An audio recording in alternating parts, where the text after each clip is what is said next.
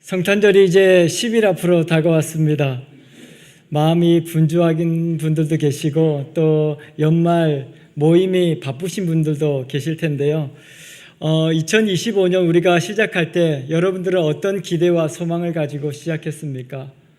우리 교회는 복음 예수 그리스도를 외치다라는 표를 가지고 올 한 해를 달려왔습니다.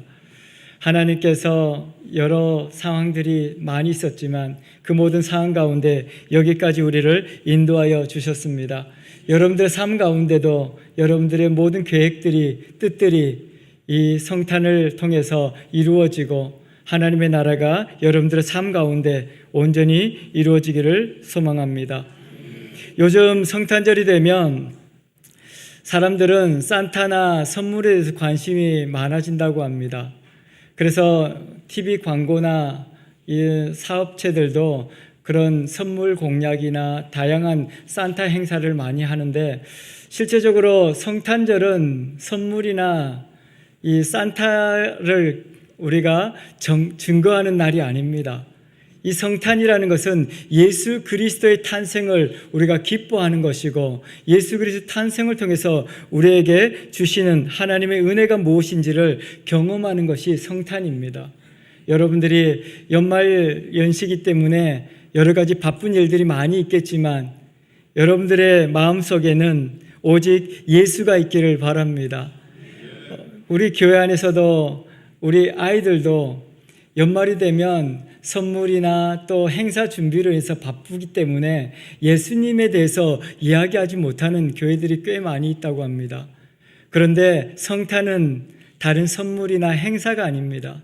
예수 그리스도를 만나는 절기이고 우리 가운데 하나님의 역사가 드러나는, 이루어지는 그 절기라는 것을 꼭 기억하셔서 예수 그리스도를 만나는 기쁜 성탄이 되기를 소망합니다. 그래서 오늘은 예수님의 그 예수라는 이름의 기원과 또 예수의 이름의 그 의미에 대해서 우리가 은혜를 나누고자 합니다. 마태복음 1장에서는 아브라함과 다윗의 자손 예수 그리스도의 계보라라고 시작합니다. 이 예수라는 분이 오신 것은 어떤 한 시대에 나타난 것이 아니라 하나님의 놀라운 계획과 섭리 가운데 준비되어지고 이루어져 왔다는 것을 이야기하는 것이고 그리고 구약시대에 다윗을 통해서 그 다윗의 왕위를 이어가겠다는 하나님의 약속이 이루어졌다는 것을 분명하게 우리에게 말씀하고 있는 것입니다. 그래서 오늘 저와 여러분들이 이 말씀을 통해서 예수 그리스도를 더 깊이 만나는 은혜의 시간이 되기를 바랍니다.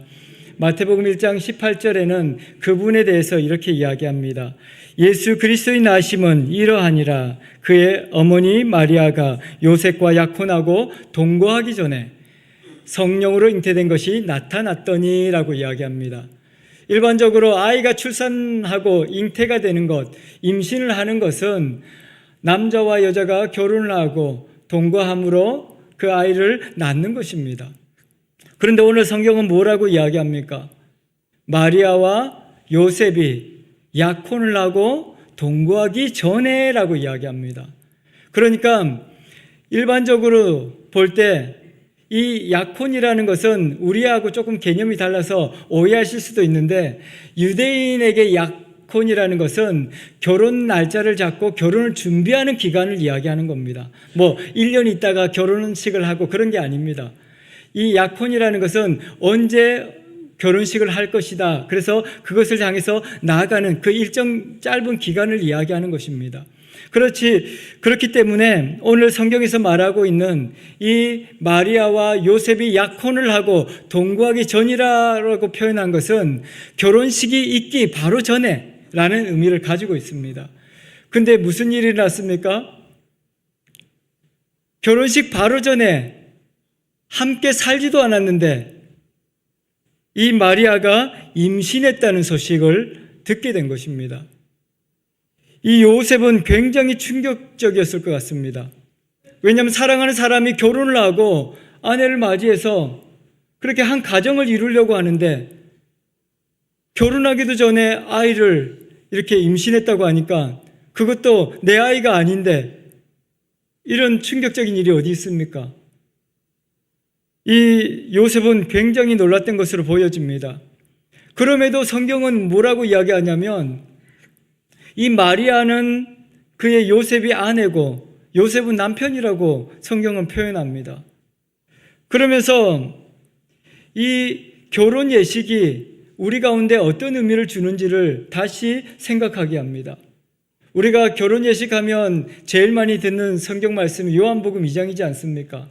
가나에서 혼인잔치가 있었다. 그 당시에 그 혼인잔치의 모습을 보면 예수님의 이 말씀을 조금 더 이해할 수 있습니다. 당시의 혼인은 며칠 동안 이어져 갔던 것을 볼 수 있습니다. 그리고 그 결혼 예식을 통해서 함께 동거하게 되고 사람들은 다 같이 그게 축복된 가정을 위해서 축하하고 함께하는 것입니다. 그것이 결혼이죠. 그런데 요셉은 이러한 행복한 이 시간을 보내기도 전에 너무나도 충격적인 소식을 듣게 됩니다. 아내가 임신을 했다는 소식을 듣게 된 것이죠. 너무나도 충격적인 일이 일어났던 것입니다.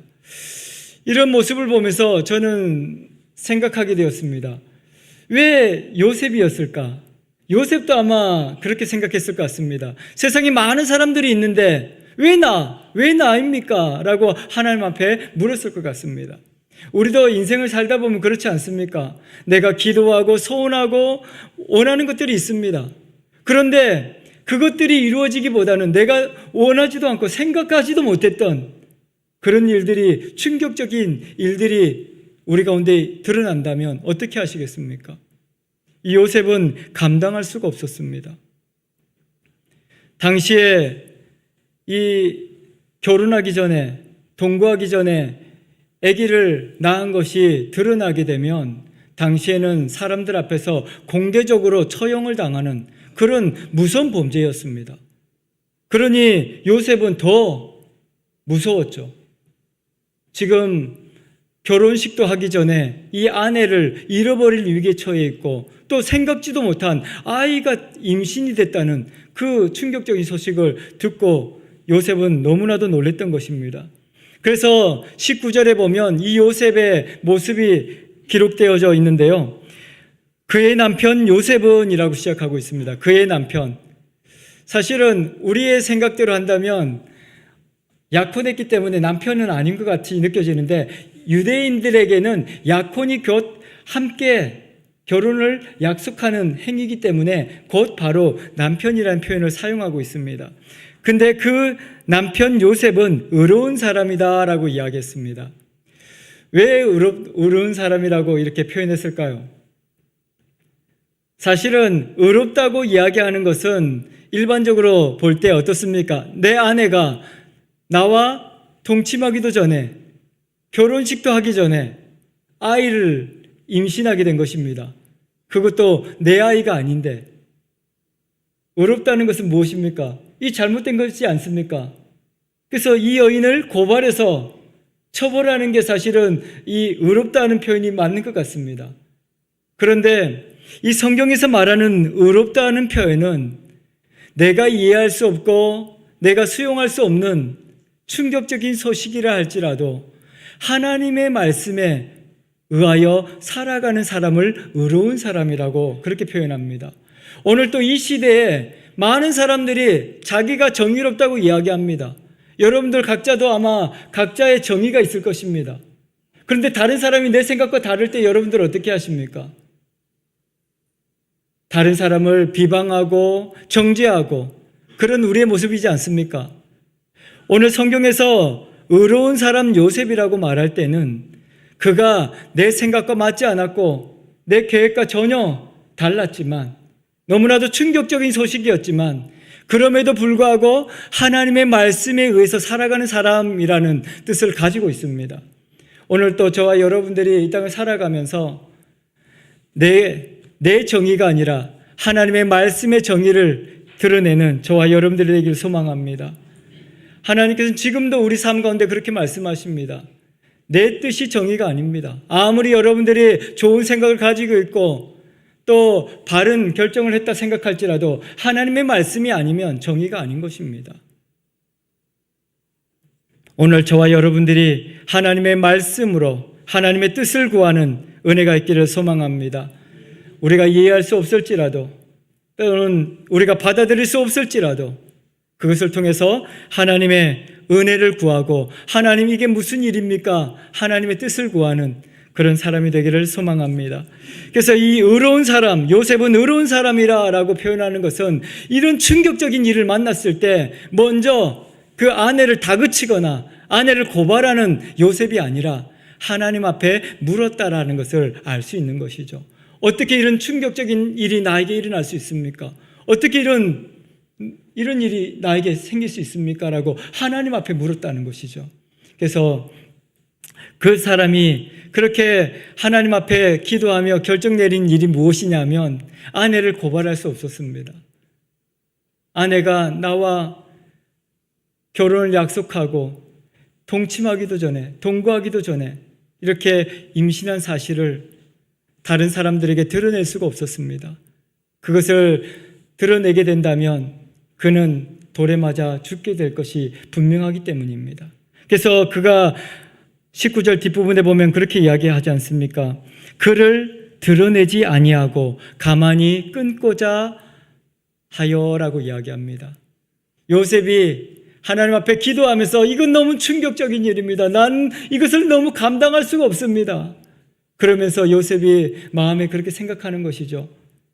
아내를 고발할 수 없으니 그냥 조용히 그 과거에 모세에게 하나님께서 이렇게 이혼할 수 있는 그런 근거를 마련했거든요.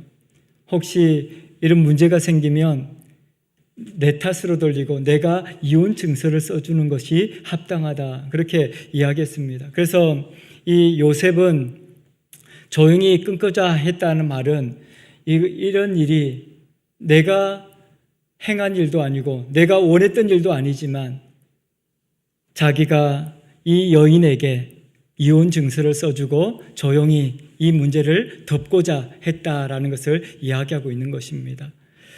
우리 믿는 사람들에게 있어서 참 이런 감당하기 어려운 일들은 참 뭐라고 말하기가 어렵습니다. 저도 각 가정에 신방을 하고 성도님들을 만날 때 예수 잘 믿고 신앙생활 잘 하시는데 고칠 수 없는 병에 걸렸다든지 상상할 수 없는 충격적인 소식을 들으면 우리 성도님들 너무 아파하시거든요. 왜 나에게 이런 일이 생겼는지 모르겠어요. 그렇게 이야기합니다.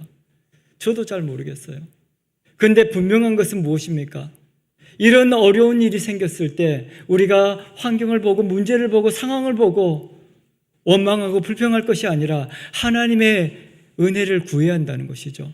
하나님 앞에 물어야 한다는 것이죠. 하나님 이게 무슨 일입니까? 어떻게 이런 일이 우리 가운데 있을 수 있습니까? 그렇게 하나님의 은혜를 구하고 하나님께서 주신 지혜로 말미암아 하나님의 뜻을 이루어가는 저와 여러분들이 되기를 소망합니다. 이 요셉은 가만히 끊고자 하였습니다.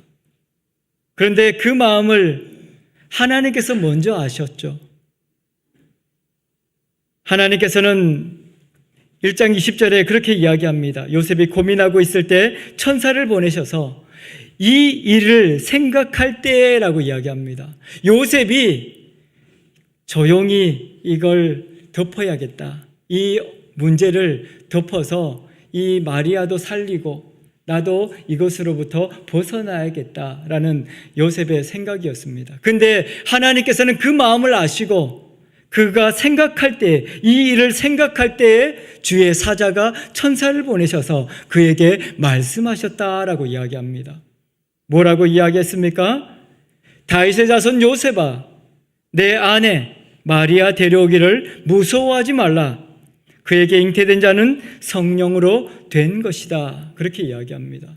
너무나도 충격적인 소식을 들어서 요셉은 무서웠습니다. 혹시 이것이 알려져 가지고 마리아가 돌에 맞아 죽을까 무서웠고 또 이것이 그렇게 하지 못한다면 내 삶이 무서웠습니다. 이 요셉은 이 엄청난 두려움 앞에서 걱정하고 이것을 그래서 조용히 덮어야겠다 그렇게 생각하고 있는데 하나님께서는 말씀하십니다. 걱정하지 말아라. 무서워하지 말아라. 내 아내를 데려오라고 이야기합니다. 그러면서 뭐라고 이야기했습니까? 그에게 잉태된 자는 성령으로 된 것이라 그렇게 말씀하십니다. 참 이해할 수 없는 일이지 않습니까? 우리가 일반적으로 성령께서 이렇게 하셨습니다라고 이해하면 다 될 것처럼 느껴지지만 이 요셉에 있어서 하나님께서 이렇게 하셨다라고 말을 했을 때 쉽게 예, 그러면 그렇게 하겠습니다. 쉽게 되겠습니까? 그게 쉽지 않습니다. 저도 설교를 준비하면서 이런 엄청난 일이 나에게 생겼는데 기도하는데 하나님께서 하나님의 뜻이다 그렇게 이야기한다면 과연 이게 아멘 하고 내가 수용할 수 있을까를 생각했습니다. 정말 어려운 문제인 것 같습니다. 저는 하나님의 말씀에 순종하고 살아가야 한다고 늘 이야기하지만 저도 그렇게 쉽게 결정하기는 너무나도 어려운 일이라고 생각이 들었습니다. 요셉은 더 많은 아픔과 더 많은 걱정, 근심이 있었을 것으로 보여집니다. 이렇게 충격적이고 돌이킬 수 없는 이런 어려운 가운데 요셉은 그 하나님의 말씀을 듣게 됩니다. 하나님의 역사는 하나님의 말씀을 듣고 그 말씀에 순종하는 자를 통해서 이루어지는 것을 볼 수 있습니다. 여러분들이 세상적으로 볼 때는 다 망한 것 같고 모든 것이 다 끝난 것 같고 이제는 너무나도 힘들다. 나는 이제 더 이상 여기까지가 끝인가 보라고 이야기할 수 있겠지만 하나님께서는 그 모든 상황을 통해서 미리 계획하시고 준비하시고 역사하시는 하나님이라는 것을 분명하게 우리에게 보여주고 있는 것입니다.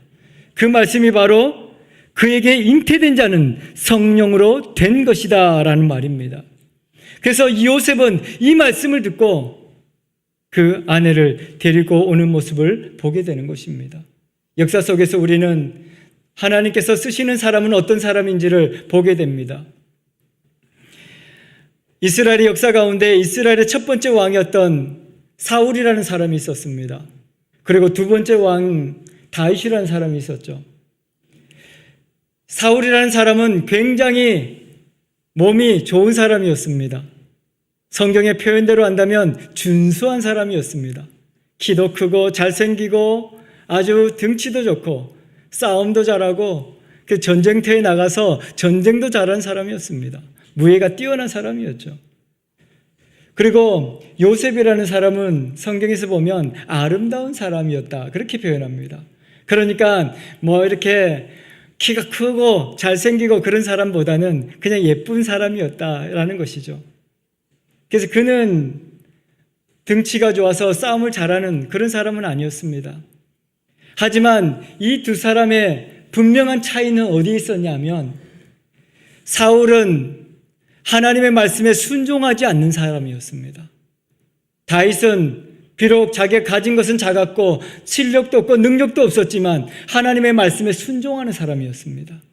그래서 하나님께서는 이 사울과 다윗을 비교할 때 다윗은 내 마음에 합한 자라 그렇게 표현했고 이 사울을 내가 떠나겠다라고 이야기했습니다. 내가 버리겠다라고 이야기했습니다. 겉으로 보기에는 사울이 훨씬 더 좋은 사람입니다. 훌륭한 사람이고 능력도 있고 실력도 있고 왜 그렇게 이야기했을까요? 사울 왕이 하나님께서 말씀하신 대로 그 말씀을 지키지 않고 전쟁터에 나가서 큰 승리를 거뒀습니다. 그래서 아각이라는 왕도 잡아오고 아주 살찐 송아지 소 떼를 이끌고 와서 하나님 앞에 예배하겠다고 그렇게 이야기합니다. 백성들한테 자랑하고 싶었습니다. 내가 이렇게 큰 승리를 거두고 여러분들을 위해서 이렇게 소떼를 이끌고 왔습니다. 그리고 그 나라의 왕을 이렇게 잡아왔습니다. 그렇게 이야기하고 싶은 거죠. 근데 그에게 사무엘이 찾아옵니다. 사무엘이 뭐라고 이야기합니까? 15장 22절에 이렇게 이야기합니다. 사무엘이 이르되 여호와께서 번제와 다른 제사를 그의 목소리를 청종하는 것을 좋아하신 같이 좋아하시겠나이까? 순종이 제사보다 낫고 듣는 것이 수당의 기름보다 나으니라고 이야기합니다. 이 세상에도 사람들은 그렇게 이야기합니다. 하나님의 말씀에 순종하는 것보다 내 실력으로 내가 힘써서 애써서 큰 성과를 거두고 그렇게 교회에 큰 일을 하고 그렇게 하고 싶어 합니다. 하나님께서 그거 원하지 않는다는 것입니다. 여러분들의 실력이 뛰어나서 여러분들의 능력으로 뭔가를 하려고 할 때 하나님은 그것이 아니라고 이야기합니다. 다윗은 어떤 사람이었습니까? 다윗은 부족한 사람이었습니다. 그런데 그가 항상 말했던 말이 있습니다. 하나님은 나와 함께 하신다라는 것이었습니다. 그래서 다윗은 어떤 상황 가운데서도 두려워하지 않았습니다. 싸움도 못하고 등치도 작고 그랬지만 그는 무서워하지 않았습니다. 그래서 우리가 잘 알고 있는 것처럼 골리앗 앞에서 다윗은 어떤 모습이었습니까? 당당하게 창세기 17장에 보면 그렇게 이야기하지 않습니까? 너는 칼과 창과 단창으로 내게 나오지만 나는 만군의 여호와의 이름으로 너에게 간다라고 이야기합니다. 이게 다윗입니다. 여러분들이 많은 것을 가지지 못했고 실력이 없고 여러분들이 가지고 있는 것들이 부족하다 할지라도 오늘 만군의 여호와의 이름으로 나아가십시오. 하나님의 놀라운 역사가 우리의 삶을 통해서 드러나게 될 것입니다. 요셉은 그가 어떤 사람이었는지 크게 드러나지 않았습니다. 하지만 성경을 볼 때 다윗의 자손 요셉아라고 이야기하는 것을 보았을 때 그는 하나님을 신뢰하는 사람이었고 하나님의 말씀에 붙들림 받은 삶을 살아가는 사람이었음에 분명합니다. 그래서 하나님께서 구약시대에 약속하셨던 그 다윗의 왕조의 계보를 따라간 그 사람이었다는 것을 분명하게 보여주고 있는 것입니다. 오늘 저와 여러분들이 하나님의 약속을 받은 자라는 것을 잊지 마십시오. 그래서 하나님의 말씀을 붙들고 하나님의 말씀을 지키며 그 말씀으로 나아가게 되기를 소망합니다. 무서워하지 마십시오. 여러분들이 앞에 있는 모든 문제들 또 걱정 근심들 두려워하지 마시고 무서워하지 마십시오. 오늘 하나님의 천사를 통하여서 말씀하셨던 것처럼 내 안에 데려오기를 무서워하지 말아라. 하나님께서는 그를 통해서 말씀하고 있는 것입니다. 세상에 법을 쫓아가며 자기가 원하는 것을 이루어가는 사람이 마치 잘하는 것처럼 그렇게 이야기할 수 있겠지만 하나님께서는 그런 사람이 아니라 하나님의 말씀에 순종하는 자를 통해서 하나님의 계획과 섭리를 지금도 이루어가고 있는 것을 보게 되는 것입니다. 하나님은 요셉을 통해서 하나님의 이루어가실 일들이 무엇인지를 지금 말씀하고 있는 것입니다. 그 말씀이 바로 그에게 잉태된 자는 성령으로 된 것이다. 이 짧은 문장 속에 들어있는 것입니다. 이것이 단순히 어떤 사건이 아니라 하나님께서 인류를 구원하시기 위하여 태초부터 내가 태어나기도 전부터 이미 계획하시고 하나님께서 준비하신 일이 지금 드러나고 있고 그것이 우리의 삶 가운데 나타나고 있다라고 지금 말씀하고 있는 것입니다. 오늘 또 저와 여러분들 삶 가운데 하나님께서 분명하게 이야기합니다. 지금 하나님께서 지금 우리의 삶을 통해서 이루어가고 계시는 것입니다. 그래서 하나님께서는 이 놀라운 역사가 어떻게 시작되었는지를 생각나게 하십니다. 창세기 3장 15절에 보면 그렇게 말씀하시죠. 내가 너로 여자와 원수가 되게 하고 내 후손도 여자의 후손과 원수가 되게 하리. 여자의 후손은 내 머리를 상하게 할 것이요 너는 그의 발꿈치를 상하게 할 것이니라. 이게 무슨 말입니까? 하나님께서 아담과 하와를 창조하시고 에덴에 살게 하셨습니다.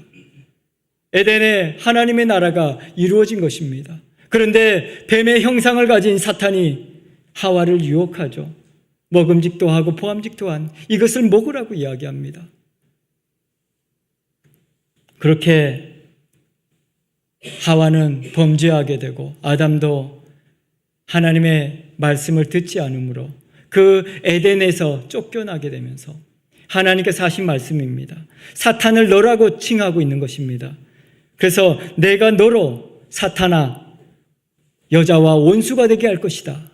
그리고 그 여자의 몸에서 잉태되어진 동정녀 마리아를 통해서 동정녀를 통해서 이 땅에 구원자를 보낼 것인데 그 구원자는 그 사탄의 머리를 상하게 할 것이다. 그렇게 말씀하고 있는 것입니다. 오늘 저와 여러분들의 인생 가운데 문제가 어디서부터 시작되었습니까? 바로 그것은 죄로 인함입니다.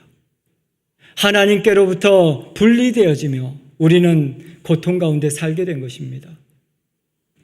세상의 모든 그 죄의 문제를 사람들은 다 해결하고 싶었습니다. 그래서 그 죄를 해결하고자 아무리 노력하고 애를 써도 그 죄의 문제는 해결될 수가 없었습니다. 그래서 구약에 하나님께서 뭐라고 말씀하십니까? 짐승을 잡아서 그 짐승의 배를 가르고 각을 뜨고 이 죄가 얼마나 무서운지를 네가 네 손으로 그 짐승의 배를 가르라고 이야기합니다. 죄라는 것은 죽음을 이야기하는 것이죠. 그런데 오늘 하나님께서는 그 놀라운 창세기에서 약속하셨던 그 동정녀의 잉태를 통해서 이 땅을 구원할 이름, 그 이름을 주시겠다고 말씀하고 있는 것이죠. 그 생명이 지금 우리 가운데 이루어져 가고 있고 태어날 것이라는 것을 이야기하고 있는 것입니다. 그래서 하나님의 구원의 여정이 지금 시작되고 있다는 것을 우리에게 말씀하고 있는 것입니다. 그것이 바로 성령으로 잉태되었다라는 말입니다.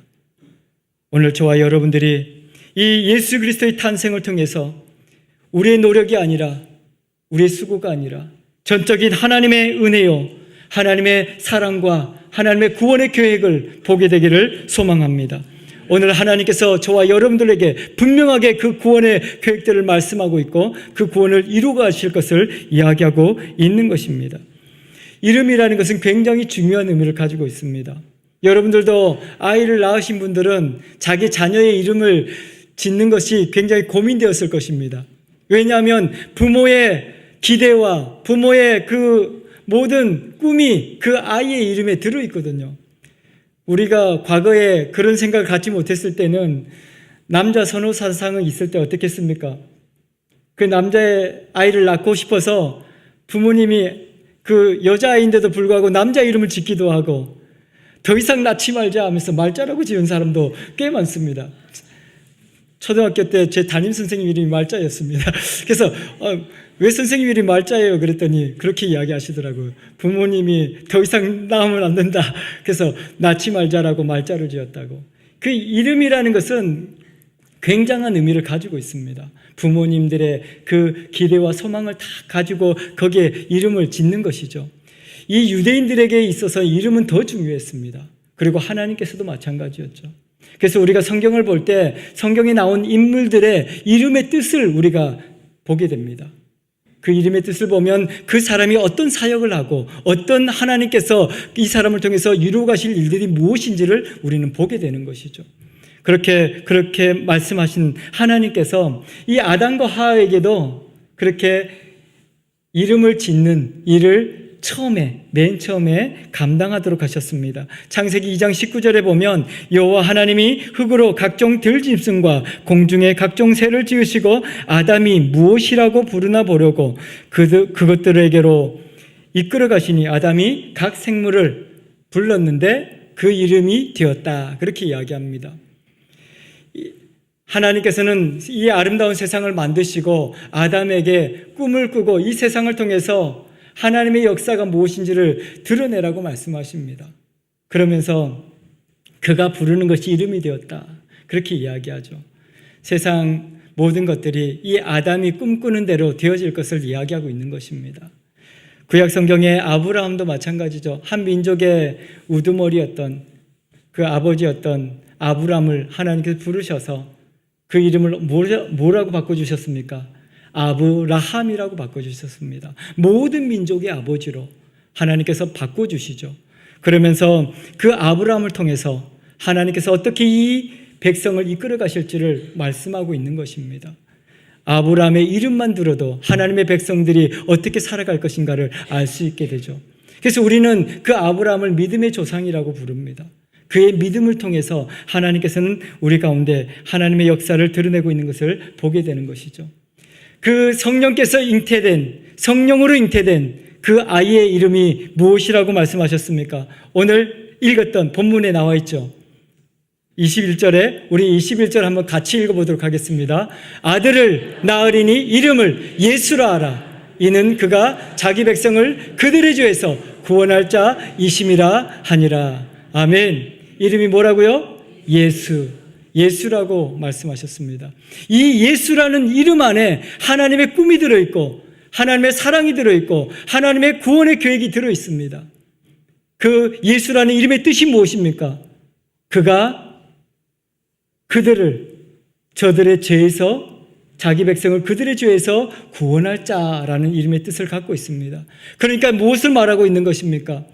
우리 모든 사람들을 이 예수라는 이름으로 구원하실 것을 지금 말씀하고 있는 것입니다. 그래서 누구든지 예수 그리스도를 부르는 자는 구원을 받는 것입니다. 다른 길은 없습니다. 예수 그리스도가 구원의 이름입니다. 하나님께서 우리를 통해서 그 하나님의 역사가 드러나게 되는 것이고, 이 예수라는 이름이 바로 하나님의 꿈이었고 하나님의 우리를 향한 사랑이었습니다. 이 죄악 가운데 허덕이는, 고통 가운데 부르짖는 이 백성들을 고아처럼 사생아처럼 버려두지 아니하시고 그들을 불러서 내 아들이다, 이제는 예수라는 이름을 통해서 하나님의 꿈을 지금 우리에게 보여주고 있는 것입니다. 그 하나님의 꿈이 우리의 삶을 통해서 온전히 이루어지기를 소망합니다. 그래서 하나님께서는 우리 모든 백성들을 다 구원하실 것입니다. 예수, 그 이름의 의미가 바로 그것입니다. 그래서 성탄을 우리가 기다리는 것입니다. 이 성탄절을 통하여서 우리를 찾아오신 예수, 그분을 만나면 우리의 모든 죄와 사망의 법에서 우리는 자유함을 누리게 되는 것이고, 망가지고 깨어지고 부서진 우리의 인생이 회복되는 것을 경험하게 될 것입니다. 그리고 하나님께서 약속하셨던 그 잃어버렸던 에덴, 하나님의 나라를 회복하시는 것입니다. 오늘 저와 여러분들이 이 예수를 만나고 이 예수의 이름으로 구원의 기쁨을 누리게 되기를 축복합니다. 하나님께서는 이 놀라운 축복을 우리 가운데 주시면서 이제는 예수라는 이름으로 우리를 자유케 할 것이고, 우리 가운데 모든 문제와 아픔과 슬픔을 해결하시고 하나님의 나라를 이루어 주실 것을 말씀하고 있습니다. 그리고 또 한 가지 이름을 더 말씀하셨습니다. 한 가지 이름은 1장 23절에 나와 있습니다.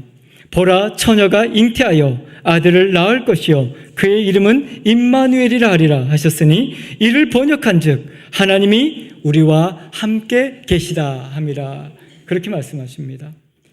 이름이, 예수라는 이름은 자기 백성을 그들의 죄에서 구원할 자라는 이름의 뜻을 가지고 있었습니다. 거기에 하나님의 그 구원의 계획과 하나님의 사랑과 하나님의 은혜가 다 들어있었습니다. 그래 또 한 이름을 주셨는데 임마누엘이라는 이름입니다. 이것을 이루어 가시는 하나님께서 이제는 멀리 계신 하나님이 아니라 내가 너와 함께 하겠다고 말씀하십니다. 오늘 저와 여러분들 인생 가운데 임마누엘 하나님께서 함께 하시는 것입니다. 이 말씀은 이사야 선지자를 통해서 구약의 이사야 7장 14절에 약속하셨던 말씀입니다. 나라가 망해가고 지금 고통 가운데 있는 이 이스라엘 가운데 하나님께서 말씀하시죠. 동정녀 탄생을 말씀하시면서 내가 이제는 너와 함께 하겠다라고 말씀하셨던 그 말씀이 지금 이루어졌다라는 것을 우리에게 보여주고 있는 것입니다. 그 하나님의 역사가 지금 우리의 삶 가운데 이루어져 가고 있습니다. 하나님께서는 지금 우리와 함께 계십니다. 그래서 이 구원의 기쁜 소식으로 여러분들이 이제는 혼자 있는 것처럼 느껴지지만 혼자가 아닙니다. 여러분들 집에 가면 아무도 나를 반겨주는 사람이 없다 할지라도 외롭다고 생각하지 마십시오. 우리 하나님께서 우리와 함께 하십니다. 그리고 모든 상황 가운데서 하나님의 뜻을 이루어가고 있는 것을 말씀하고 있는 것입니다. 하나님은 지금도 우리와 함께 하시며 하나님의 역사를 드러내고 있는 것입니다. 문제와 실패 속에 있는 자, 상처와 낙심 가운데 있는 자, 죄와 중독 가운데 있는 모든 이 땅의 아픔과 슬픔을 지닌 모든 사람들에게 하나님께서는 말씀하십니다. 예수 이름을 통하여서 내가 너를 구원하겠다. 그리고 임마누엘 이름을 통해서 내가 너와 함께 하겠다. 그렇게 분명하게 우리 가운데 말씀하고 있는 것입니다. 예수 이름으로 우리의 모든 죄가 씻겨지고 망가지고 부서진 우리의 몸과 우리 인생의 꿈이 회복되고 고침받는 성탄이 되기를 축복합니다. 기도하겠습니다.